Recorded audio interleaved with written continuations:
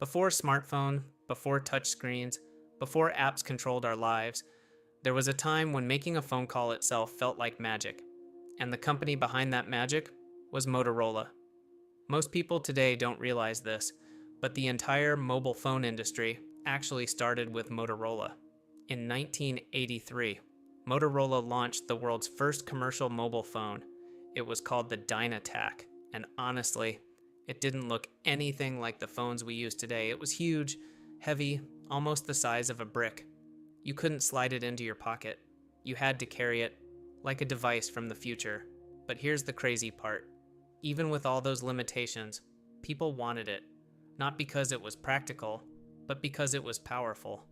Owning a mobile phone in the 1980s wasn't just about communication. It was about status. It told the world that you were ahead, that you had access to something most people didn't, and that feeling made Motorola unstoppable year after year. They kept improving. Phones became smaller, lighter, more usable, and slowly, mobile phones started moving from luxury to necessity. By the 1990s, Motorola wasn't just a company anymore, it was the company. If you thought about mobile phones, you thought about Motorola. They were leading the market, setting the standards, and shaping the future. But then something interesting happened. Instead of slowing down, Motorola pushed even harder. They didn't just want to make phones better, they wanted to make them different. And that's when they created something that would define an entire generation. The Motorola Razr, a phone so thin, it felt unreal. A design so sharp, it didn't look like technology anymore, it looked like style. The moment people saw it, they wanted it. Not for its features, not for its specs, but for how it made them feel. Confident, modern, different. The Razr wasn't just a phone, it became a symbol, a statement. People didn't just use it, they showed it, they flipped it open, slowly, just to be seen. And suddenly, phones weren't just tools anymore, they became part of identity. Motorola had done something incredible. They had turned technology into emotion, and for a moment, it felt like nothing could stop them. Sales were exploding. The Razr was everywhere. Offices, cafes, parties, everywhere you looked, someone had a flip phone in their hand, and Motorola was at the center of it all. On the top, untouchable. But here's the thing about being on top. The higher you go, the harder it is to stay there. Because while Motorola was busy celebrating its success, focusing on what had already worked, something new was quietly being built. Not louder, not bigger, but smarter.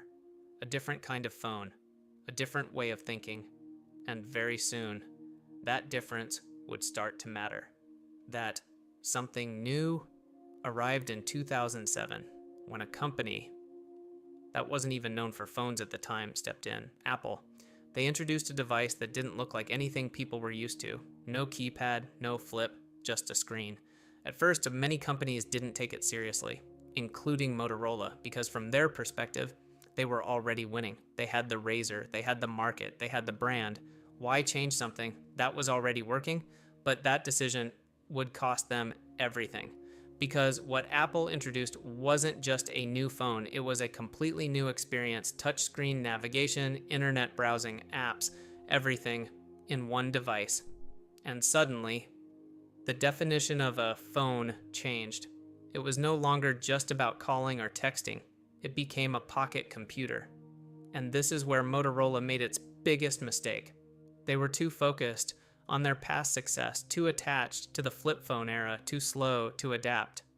While the world was moving forward, Motorola hesitated. Other companies didn't. Samsung moved quickly. Android entered the market.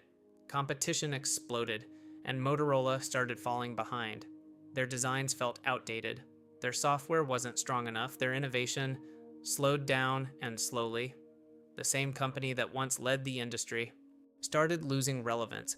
Sales dropped, market share declined, and for the first time, Motorola was no longer in control. They tried to recover.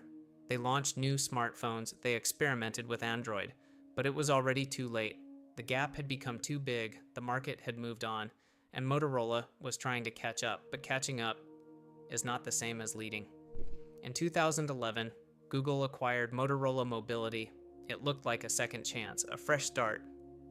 People thought maybe this was the comeback, maybe Motorola would rise again, but even that didn't last. Just a few years later, Google sold Motorola, this time to Lenovo. And that moment marked the end of an era. Motorola still exists today. They still make smartphones. You can still buy their devices, but they are no longer the king, no longer the company that started it all, no longer the brand that defined an entire generation.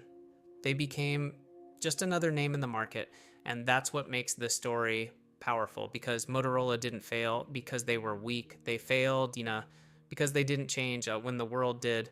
They had the lead, they had the power, they had the moment, but they missed the future. And in the world of technology, missing the future means becoming the past. The company that created the first mobile phone couldn't survive the smartphone era